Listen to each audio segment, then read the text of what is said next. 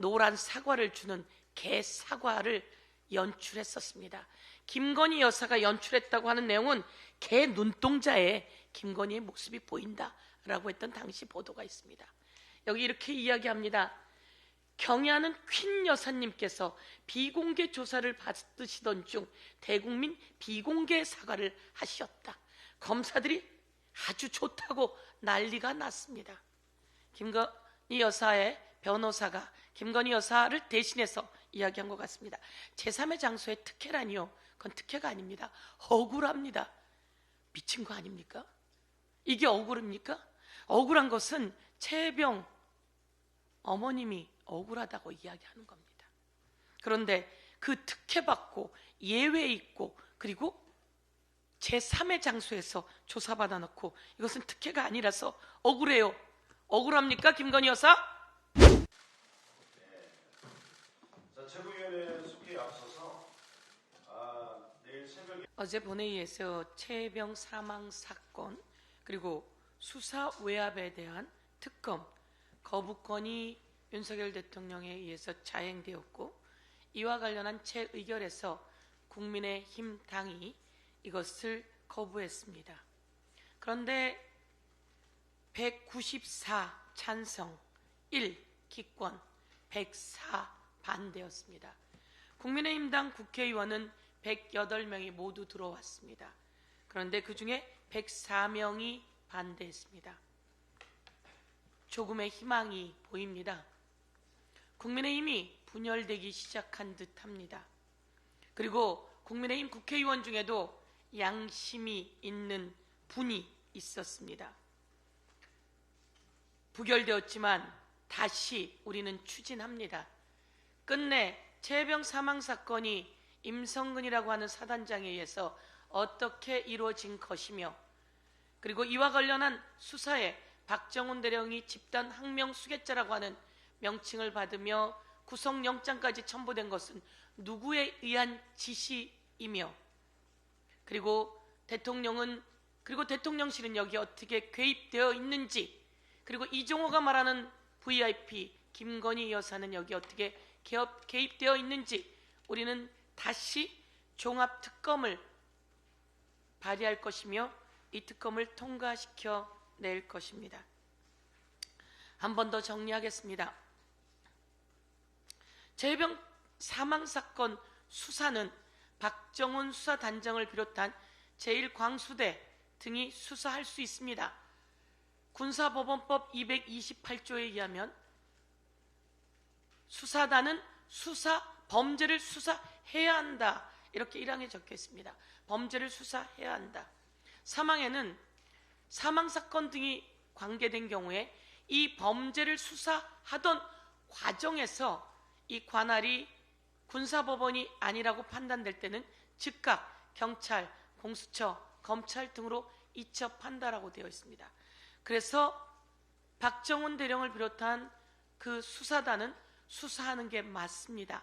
수사해야 합니다. 그런데 갑자기 윤석열 대통령이 이런 일로 사단장까지 처벌하면 누가 사단장 한단 말이냐라고 하는 경로가 있은 후에 대통령실과 국민의힘 당은 논리를 개발했습니다. 이종석 국방부 장관도 같이 논리를 개발했습니다. 박정훈 등의 수사단은 수사할 권리가 없다라고 하는 말도 안 되는 말초적인 논리를 개발했습니다. 그리고 이런 수사 외압이 이루어지게 된 겁니다. 그것은 국민의힘당 필리버스터에서, 그리고 국민의힘당이 법사위에서 밝힌 내용들입니다. 박정훈 대령 등은 수사 권한이 없다. 이것은 팩트체크, 틀린 말입니다. 이에 기초해서 이 모든 것이 이루어지고, 그래서 우리는 대통령실에서 나온 말로 잘못했으니까 야단도 좀 치고, 그리고 또 수사했던 거 이첩 보류도 지시한 것이고, 그리고 수사한 자료도 불법 강탈해온 거다라고 이야기를 하는데, 그래서 이 모든 것이 불법입니다. 특검을 통해서 낱낱이 밝혀내고 이에 대해서 확실하게 처벌할 것입니다. 이 수사의 대상은 바로 대통령입니다. 그리고 대통령실입니다. 대통령과 대통령실은 특검법을 거부할 권한이 없습니다. 이것을 거부하는 것은 자기의 이해 충돌에 해당되는 것이며 직권남용에 해당됩니다.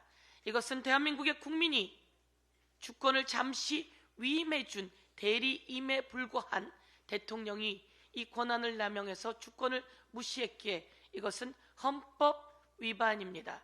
여러 가지 헌법 위반을 낱낱이 들이대도록 하겠습니다.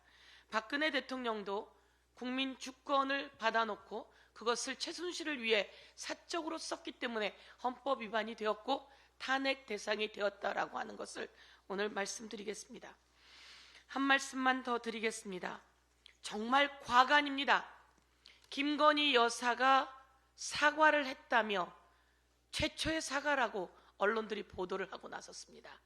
언론 여러분 왜 이러십니까?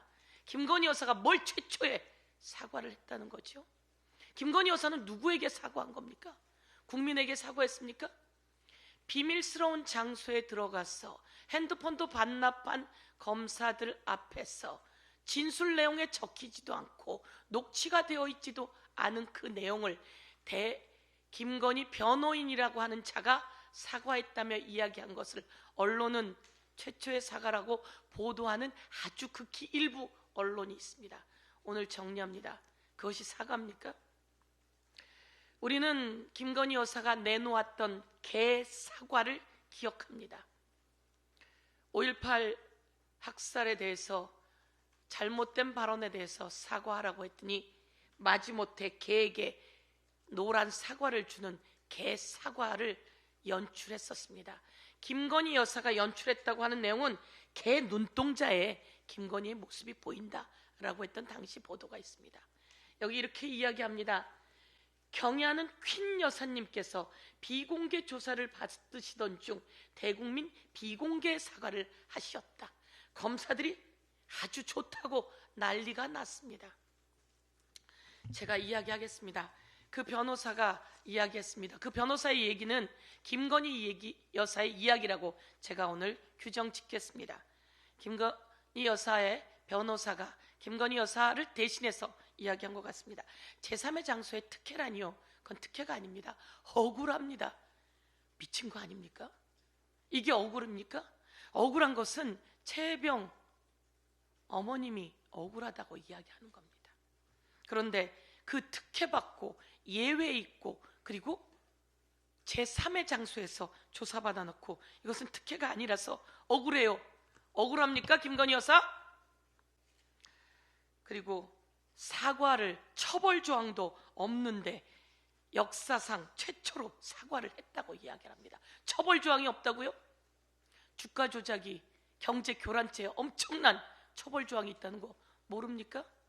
그리고 디올백을 받은 뇌물 수수는 윤석열 대통령이 신고하지 않았기 때문에 윤석열 대통령이 처벌받아야 되고 이것은 국민에게 괘씸죄가 적용되는 공직자 부인, 그것도 대통령 부인이 뇌물을 받은 엄청난 범죄입니다.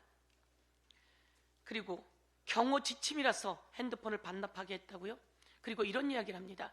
핸드폰을 갖고 있으면 녹음을 할 수 있고 생중계도 나갈 수 있고 더 과간인 것은 이 핸드폰을 원격 조정해서 폭발물이 터질 수 있도록 조종할 수 있다고 하는 이야기를 했습니다.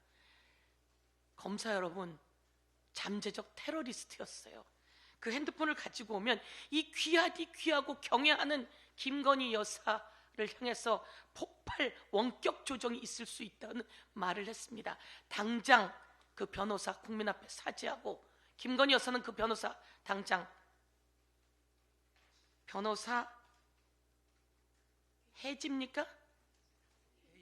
해임시키세요. 그렇지 않으면 김건희 여사의 모든 것이 김건희 여사에게 짐으로 돌아갈 거다 이렇게 말씀드리겠습니다. 김건희 여사의 특혜, 예외, 성역 이것은 황제 조사였고 여왕 조사였고 그리고 마르이 앙뚜와네트식 조사였다. 다시 한번 규정합니다.